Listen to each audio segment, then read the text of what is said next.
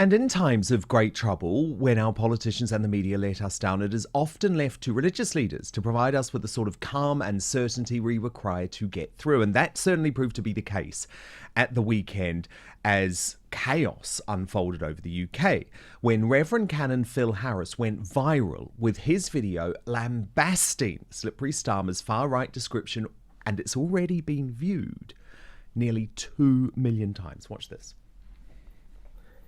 Hello, Canon Phil Harris here. It's been 2 days since Sir Keir Starmer made his ill-fated communist speech where he told the concerned citizens of the United Kingdom that they were far right.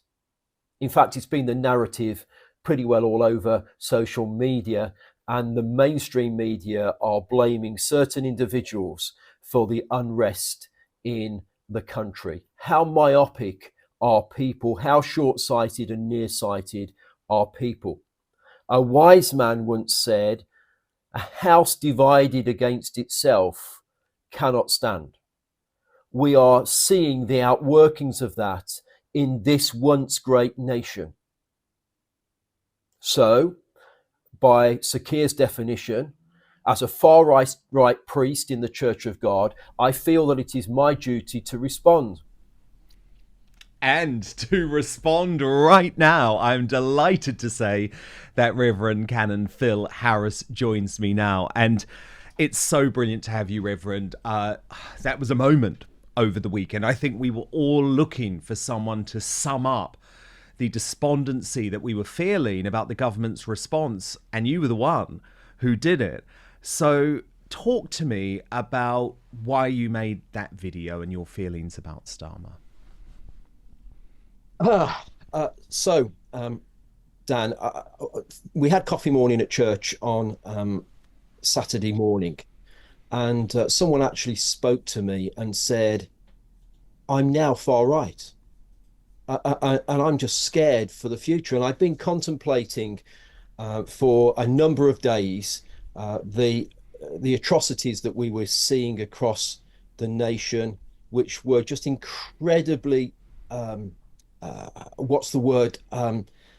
shocking. I mean, there's no other words, from having the army officer stabbed 12 times, the riots in Leeds for 3 days, 2 thugs, attacking armed police officers in an airport, the riots in Rochdale. It just went on. And then we had 3 little girls murdered.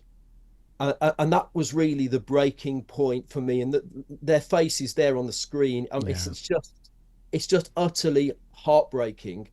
And we've seen this just 2-tier policing that I noticed this afternoon that Sir Keir has come out and actually denied that there's such a thing as 2-tier policing.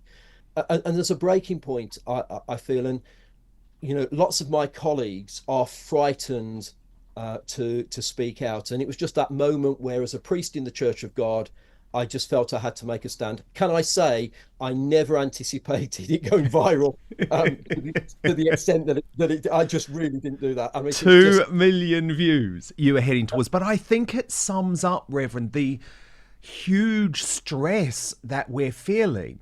And actually, a lot of folk are saying, well, okay, if you're going to say that I'm far right for being worried about the mass immigration that's causing all of these issues, worrying about the failure of multiculturalism, then actually we'll reclaim the term. I've seen a lot of that. So is that also what you were trying to do? Because actually, if Starmer's biggest put down is saying you're a far right horrible person, so it means that you don't have a valid opinion on this and you shouldn't be part of the debate, maybe it's reclaiming that term that actually allows us to feel safe. I think that was part of the reason why the video went viral. It was under the hashtag of what was it? Far right thugs Far unite. right thugs, yes. And it's kind of, and lots of people have said, if you look at the comments, Sir Keir can't call a priest a far right a far right person. And I think you're absolutely right. It's about reclaiming that. If you have what was a centrist view a few years ago, and we're not talking that long ago, that centrist view is now classed as far right, which Yes, it worries me it's because insane. insane. Absolutely, that we've got to a point where if if the centrist view of 5 years ago, or certainly no more than 10 years ago, has become far right, what does that say about the left? They have gone so far to the left, that that we see fascism there, and Mm. it's like it really is quite frightening the way the terminology is being changed. Now, people have been ringing me up and accusing me of being racist, of stirring up, trouble, and that's the last thing. And I was very clear in the video that we mustn't, we can take a stand peacefully, but there's no call here for riots and for violence. That isn't what we're about. It's about saying, hang on, the perspectives that you have that have become the norm now are just wrong. Absolutely. You were actively discouraging violence. And by the way, Reverend, I have always actively discouraged Yes, violence too.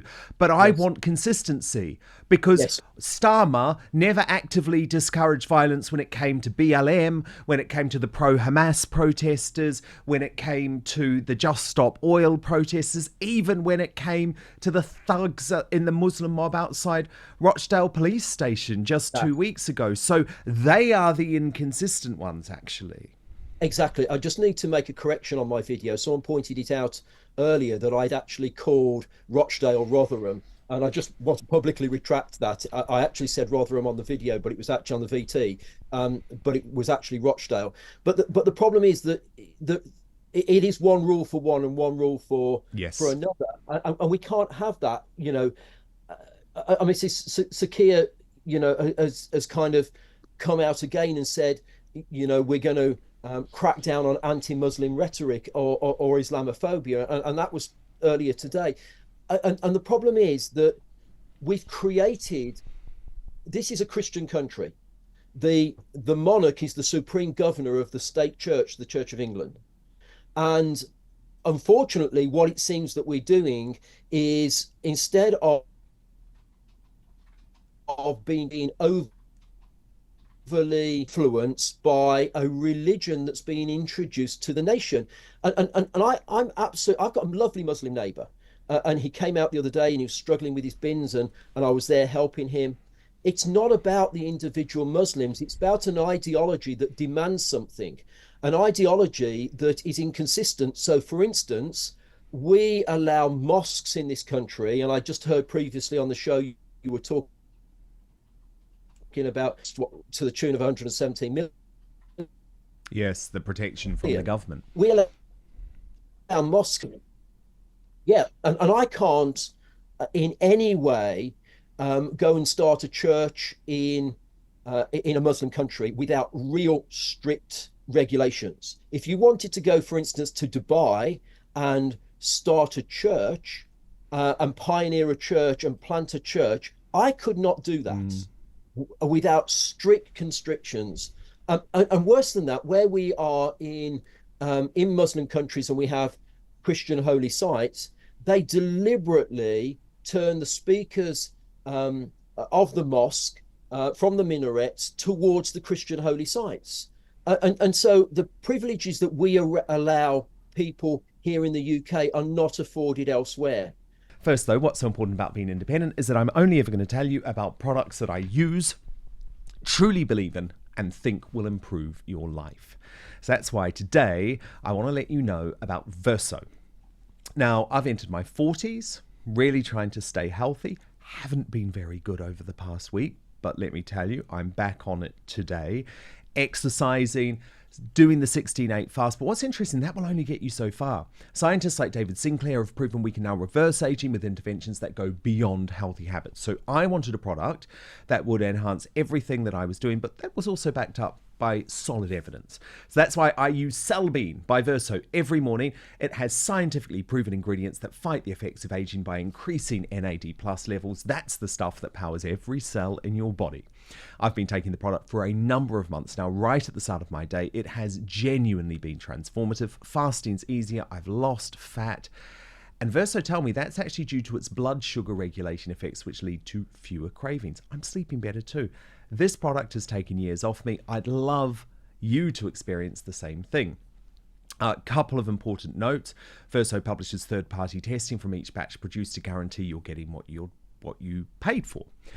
And you don't have to pay that much today, actually, because if you head right now to buy.ver.so/outspoken, you will save 15% on your first order. All you need to do is use the coupon code outspoken. I'll put the link in our YouTube and Rumble descriptions. But to repeat, that's buy.ver.so/outspoken. Use the coupon code outspoken. Now, that doesn't mean that I am decrying individual Muslims. I'm looking for consistency. I'm looking for the same rules to be applied to Christians and to Muslims, but in a Christian country, the Muslim community are asking for privileges that are not afforded elsewhere. Well, yes. And especially, Reverend, given that so many of the tenets of this religion go completely against the morality of this country. Be it about women's rights or, there's a whole load of issues. And actually, we're allowing Sharia law to sneak in via the back door, which is utterly chilling. And now, Reverend, the solution seems to be to make Islamophobia illegal. That's what the government are certainly talking about, which would shut down free speech. I mean, you are not able to criticize aspects of a religion that, for example, don't want gay people to exist, don't want women to be able to work, don't want young girls to be able to be educated. I mean, this is chilling stuff. We have to be able to have those debates. We do. And if anybody just does a simple Google search and say Iran 1960s women or Iraq 1960s women, and then you actually see where we're at now, the subjugation, and we must bear in mind that Islam itself as a name means subjugation, it means submission. And now I am not, let me just be very clear, I'm not trying to in any way denigrate individuals. What I'm saying is we are allowing and affording and being demanded of rights and privileges that we are not afforded as Christians elsewhere. And I think that that's a significant problem that we have to address. We've seen we've seen schools where there's been a demand of prayers in schools when it's clearly a non-Christian school and there's no prayers afforded to anybody, and yet Islam feels that it has the right to pray. Yes, and no one wants any person of any religious group to feel unsafe because of their religion, right? Absolutely, that is utterly critical. Yep. But again, all I'm saying is I'm seeing huge hypocrisy. I'm seeing lots of two-tier policing going on because none of this sympathy or empathy was provided by Labour to the Jewish community over the past few months, for example. And there are countless examples, which I know that you know about, of the Christian faith being derided to the extent where some Christians in this country have actually been arrested just for praying on the street. So certainly there's two-tier policing going on. I just don't think you can deny it. I think it just, you were quite correct, Dan, in just stressing there that we don't want, we're not looking to persecute Muslims. Or anyone of any religion. Correct. And it's not that. We're not looking for that. We actually, as Christians, we embrace and we have relationships with. I think my concern is that there are demands being made that cause problems for Islam. And you mentioned the term Islamophobia. That's an oxymoron in itself.